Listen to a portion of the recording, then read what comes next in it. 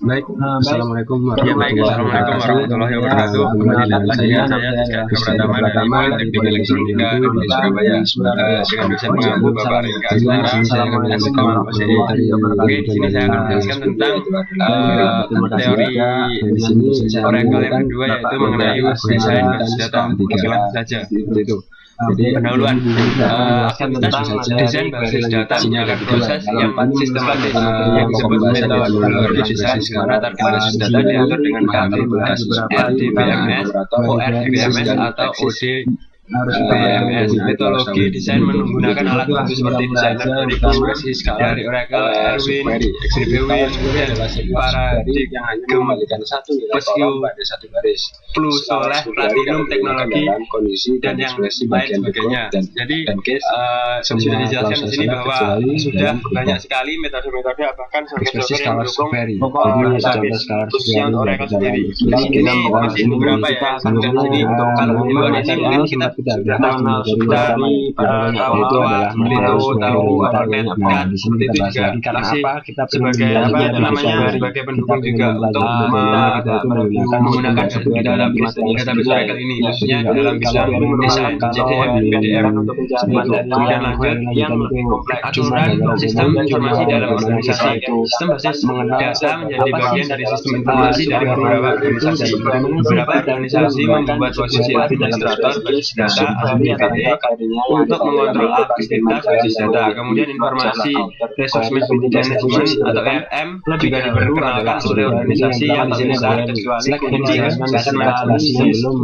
jadi ini dijelaskan kalau sistem informasi dalam organisasi. Jadi suatu database dalam Oracle itu mempunyai bagian oleh sistem informasi seperti itu. Jadi nanti di mana setiap bagian dari sistem itu akan diatur oleh mempelajari bahwa subquery itu namanya dikerjakan lebih dulu daripada berapa itu namanya ya. Jadi mungkin ini akan dikerjakan dulu di beberapa modul. Jadi maksudnya itu mempunyai tugasnya masing-masing. Setiap aplikasi maupun itu dari layarnya. Kemudian aturan sistem informasi dalam organisasi masing-masing. Mengenai aturan sistem informasi terdapat kesepakatan yang dianggap sebagai resource yang bekerja sama, dan manajemen kontrol dilakukan terpusat untuk pekerjaan yang lebih efisien dalam organisasi. Fungsi dalam organisasi di komputer organisasi sebagai kebutuhan ketersediaan data yang benar dan up-to-date. Seiring pertumbuhan data dan aplikasi relasi yang lebih kompleks dari data perlu dimodalkan dan diatur. Terdapat konsolidasi dari informasi resource pada beberapa organisasi atas gajinya. Ya, lanjut ke siklus sistem informasi. Siklus sistem informasi disebut siklus makro, di mana siklus sistem basis data dibagi oleh siklus makro meliputi beberapa tahap, yaitu yang pertama feasibility analysis. Tahap ini berhubungan dengan analisa area aplikasi potensial, mengidentifikasi sisi ekonomi dari informasi gathering, membentuk studi keuntungan awal, menentukan kompleksitas data dan proses, mengatur prioritas aplikasi. Yang kedua yaitu adalah requirement collection and analysis. Kebutuhan detail yang dikumpulkan dengan interaksi dengan pemakai potensial dan kelompok pemakai untuk mengidentifikasi permasalahan dan kebutuhan khusus. Ketergantungan aplikasi, komunikasi, dan prosedur pelaporan diidentifikasi.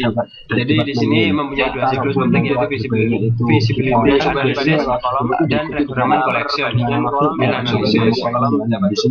Oke, yang pertama adalah desain. Tahap ini mempunyai dua aspek, yaitu mendesain sistem basis data dan mendesain sistem aplikasi program yang menggunakan dari basis data. Kemudian ada implementasi sistem informasi. Diimplementasi basis data dibentuk dan transaksi basis data diimplementasikan dan diuji coba. Kemudian ada validasi testing dengan akses dari sistem dalam memenuhi kebutuhan pemakai dan kriteria performansi divalidasi sistem diuji coba dengan kriteria performansi dan spesifikasi dalam pegawai, di mana dia itu mempunyai. Yang keempat ada deployment Operation and Maintenance. Pada saat ini dilakukan konversi pemakai dari sistem lama ke sistem baru melalui training. Tahap operasional mulai jika semua fungsi sistem operasional dan validasi. Jika kebutuhan baru atau aplikasi bertambah, maka mereka semua tahap sebelumnya sampai semua divalidasi dan berhubungan dengan sistem. Kemudian monitoring performansi sistem dan pemeliharaan sistem merupakan aktivitas yang penting selama tahap operasi. Siklus sistem aplikasi basis data. Aktivitas yang berhubungan dengan siklus sistem aplikasi basis data mengikuti tahap berikut. Yang pertama yaitu adalah sistem definition. Ini merupakan stok dari sistem basis data pemakai dan aplikasi mengidentifikasikan antara untuk pemakai berdasarkan dashboard, time, dan kebutuhan menyimpan dan pemrosesan diidentifikasi. Kemudian ada juga yang namanya desain database atau database design. Pada akhir tahap ini, desain logika dan fisik dari sistem basis data dari DBMS sudah siap. Yang dinamakan database desain di sini adalah proses di mana hampir menuju akhir. Jadi di sini itu desain logika dan fisik dari sebuah database itu sudah siap atau mulai sudah terbentuk. Kemudian yang ketiga ada database implementation. Tahap ini meliputi proses penentukan definisi basis data konseptual, eksternal dan internal, membuat file basis data kosong dan implementasi aplikasi perangkat lunak. Jadi ketika kita membuat database, yang pertama kan kita melakukan definisi dulu apa yang harus kita buat dan apa yang kita butuhkan. Kemudian kita dari definisi itu kita mendapatkan sebuah database design. Kemudian dari database design ini kita nanti akan mengimplementasikannya ke dalam sebuah perangkat lunak. Jadi mungkin database implementasi di sini itu maksudnya ketika database itu digunakan include dengan aplikasinya. Kemudian ada loading or data conversion. Basis data dipopulasikan dengan menyimpan data langsung atau mengubah file yang sudah ada ke format sistem dari data. Kemudian aplikasi conversion, aplikasi perangkat lunak dari sistem pendahulu dikonversikan ke sistem baru. Kemudian ada testing and validation. Sistem baru diuji coba dan divalidasi. Kemudian ada operation, yaitu adalah sistem basis data dan aplikasi dioperasikan. Sintak eksis, maka jika biasanya sistem lama dan baru dioperasikan secara paralel dalam beberapa waktu. Kemudian ada monitoring maintenance selama tahap operasional sistem secara tetap dimonitor dan dipelihara. Perubahan dan pengembangan dapat terjadi baik pada isi data maupun aplikasi perangkat lunak modifikasi. Organisasi diperlukan dari waktu ke waktu. Jadi yang pertama tadi kita sudah mendapatkan sebuah data conversion, jadi di mana konversi dari basis data itu ke data. Itu kemudian ada aplikasi conversion, yaitu aplikasi perangkat lunak dari sistem pendahulu dikonversikan ke sistem baru. Jadi ketika ada mungkin dari situ ada seperti itu suatu update atau jika slide di dalam revisi dari software yang mungkin itu belum mendukung support sistem, di sini ada konversinya, automatic application conversion. Kemudian ada testing dan validation, di mana di sini itu basis data sebuah database itu akan testing dan validasi. Kemudian ada operasi di mana sistem basis data aplikasi dioperasikan. Kemudian data yang sebuah dari implementasi tadi sekarang dioperasikan. Kemudian ada monitoring dan maintenance. Kemudian yang terakhir ini mungkin bersifat waktu ke waktu ya, jadi melihat juga apa itu namanya pengaruh dan besarnya masalah yang pada saat terjadi timbul dari basis data. Sawit mendapatkan hasil dari kemudian ada proses desain basis data.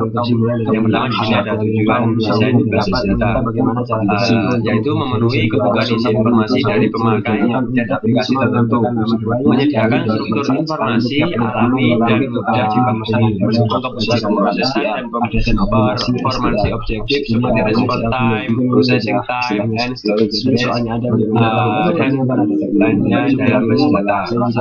Oke, langsung saja kita mulai. Yang pertama tahap usaha koleksi dan analisa kebutuhan. Aktivitas yang merupakan bagian dari tahap ini adalah area aplikasi mayor dan kelompok pemakai yang akan menggunakan basis data atau pekerjaan apa yang akan diakibatkan implementasikan di dalamnya. Jadi diidentifikasi, kemudian dokumen yang sudah ada yang berhubungan dengan aplikasi dipelajari dan dianalisa. Selanjutnya, lingkungan operasi saat ini dan rencana penggunaan informasi dipelajari. Penulisan respon untuk menentukan pertanyaan terhadap dikelompokkan dari pemakai basis data potensial atau kelompok pemakai. Tahap 2, desain basis data konseptual. Tahap 2 ini nanti ada beberapa tahap ya. Yang ini dijelaskan dulu adalah tahap 2A, desain skema konseptual. Tujuan desain skema konseptual adalah skema lengkap tentang struktur basis data, semantik, interrelationship, dan constraint. Hal ini tergantung dari DBMS yang digunakan. Pada tahap desain basis data diperlukan menggunakan model data konseptual level tinggi dengan karakteristik seperti berikut ya. Yang pertama yaitu adalah expressive fairness. Model data yang cukup ekspresif untuk membedakan perbedaan tipe data, relationship, dan constraint. Kemudian ada simplicity and understandability. Model cukup sederhana untuk pemakai yang tidak mengerti dan menggunakan konsep tersebut. Kemudian ada minimality. Model mempunyai sejumlah kecil konsep dasar yang berbeda dan tidak overlapping. Kemudian ada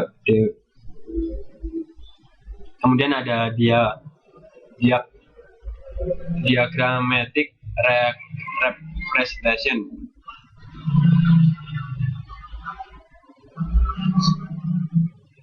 Merupakan sebuah model dalam bentuk notasi diagram untuk menampilkan skema konseptual yang mudah diinterpretasikan. Kemudian ada formality. Skema konseptual ditampilkan dalam model data harus merepresentasikan spesifikasi formal data, sehingga konsep model harus ditentukan secara akurat dan tidak berganda. Terdapat dua pendekatan untuk merancang skema konseptual yang diturunkan dari kebutuhan yang dikoleksi. Pendekatan pertama adalah pendekatan desain skema terpusat atau one shot, di mana kebutuhan dari aplikasi yang berbeda dan kelompok pemakai pada tahap 1 digabungkan ke dalam satu himpunan kebutuhan sebelum desain skema dimulai.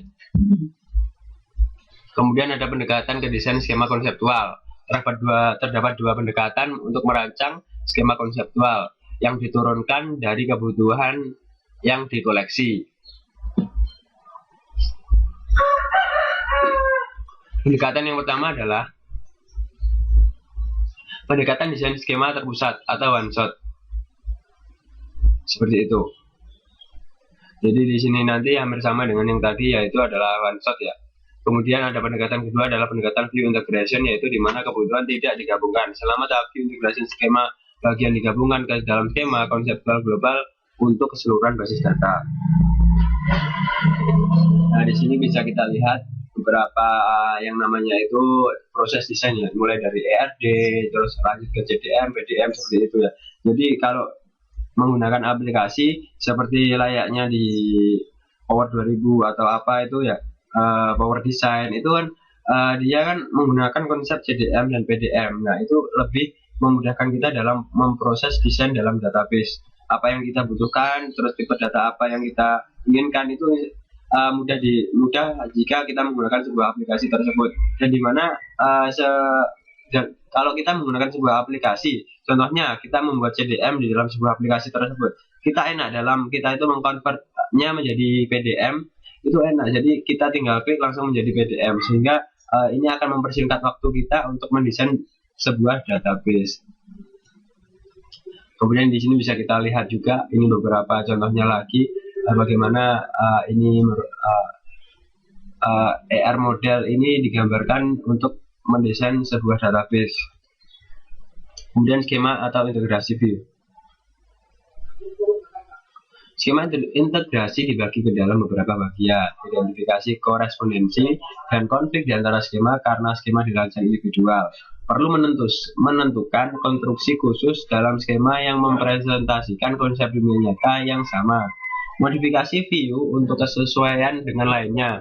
Satu skema dimodifikasi sehingga sesuai dengan skema lainnya. Menggabungkan view. Skema global dibuat dengan menggunakan skema individu. Restrukturisasi sebagai langkah akhir, skema global dianalisa dan direstrukturisasi untuk memindahkan redundansi dan kompleksitas yang tidak perlu. Kemudian ada tahap 2B. Tujuan dari tahap 2B di mana proses dilakukan paralel dengan tahap 2A untuk mendesain karakteristik transaksi basis data yang diketahui aplikasi dan cara DBMS independen. Bagian terpenting dari perancangan basis data adalah menentukan karakteristik fungsi transaksi tersebut sebelumnya dalam proses perancangan. Hal ini menjamin skema basis data akan memasukkan semua informasi yang dibutuhkan oleh transaksi tersebut.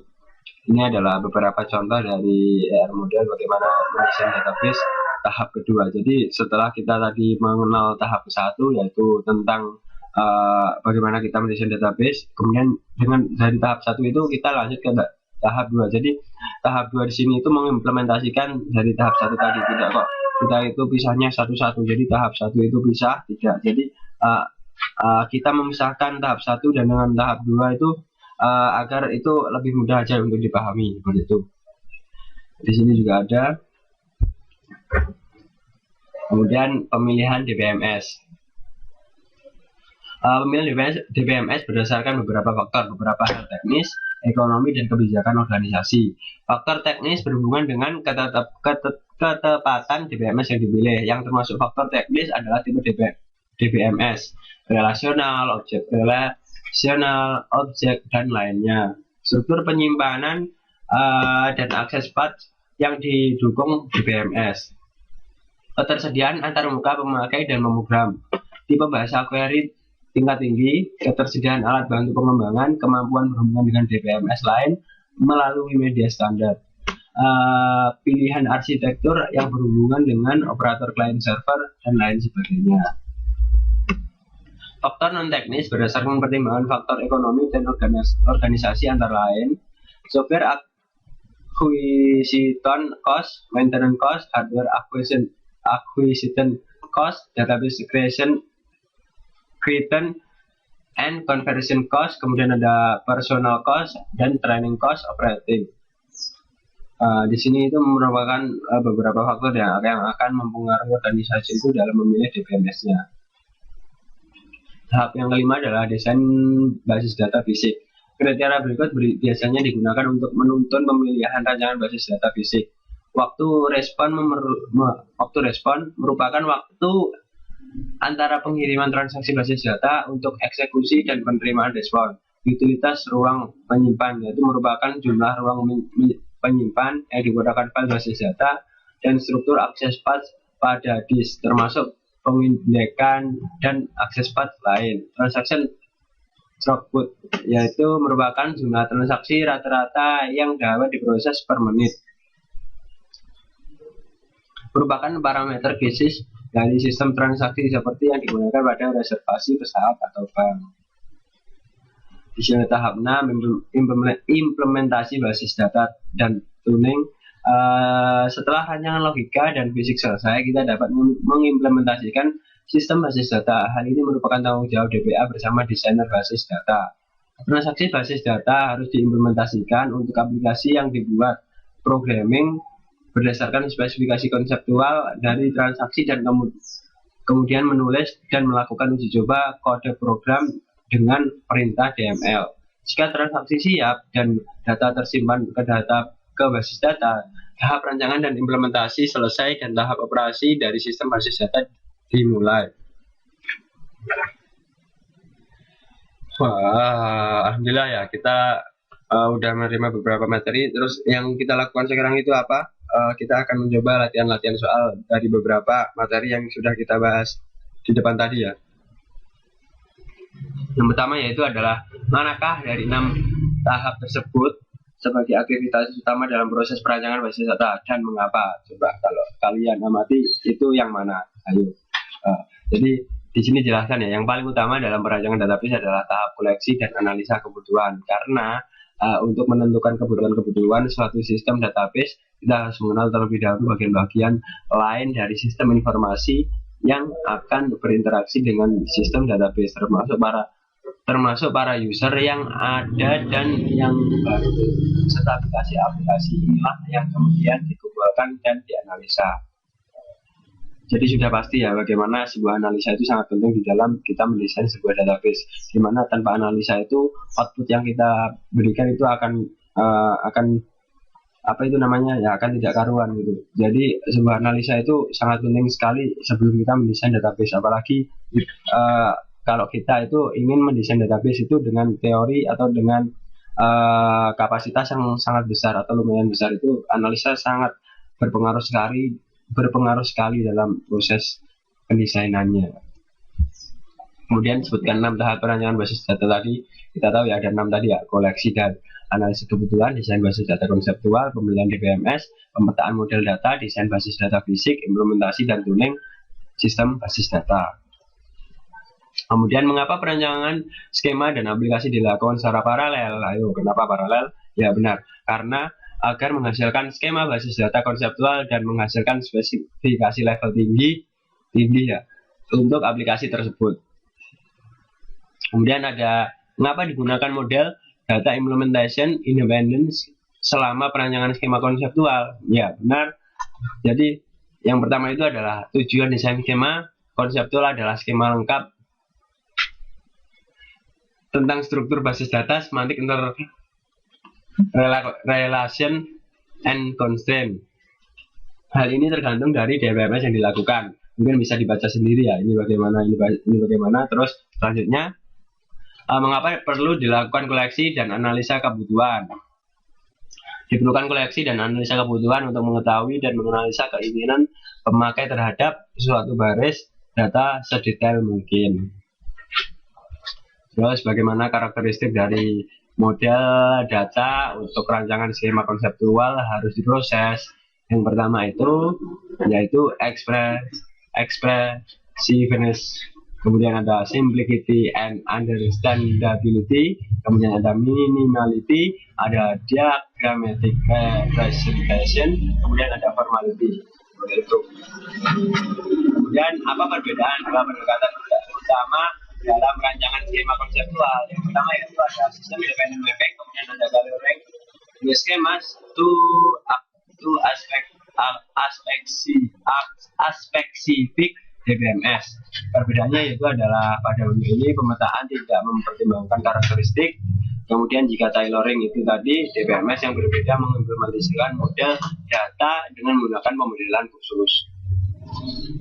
Strategi apa yang digunakan untuk merancang skema konseptual dari kebutuhan? Ada 4 strategi: top down strategi, bottom up strategi, inside out strategi, dan mixed strategi. Seperti itu. Kemudian ada langkah-langkah view integration ke rancangan skema konseptual. Ada 4 ya: identifikasi korespondensi dan konflik di antara skema, kemudian ada modifikasi view untuk kesesuaian dengan lainnya, kemudian menggabungkan view dan restrukturisasi. Ya, mungkin udah selesai ya, alhamdulillahirobbilalamin. Mungkin itu saja materi desain basis data yang bisa saya sampaikan. Mungkin ada kurangnya, saya mohon maaf. Akhir kata, wassalamualaikum warahmatullahi wabarakatuh.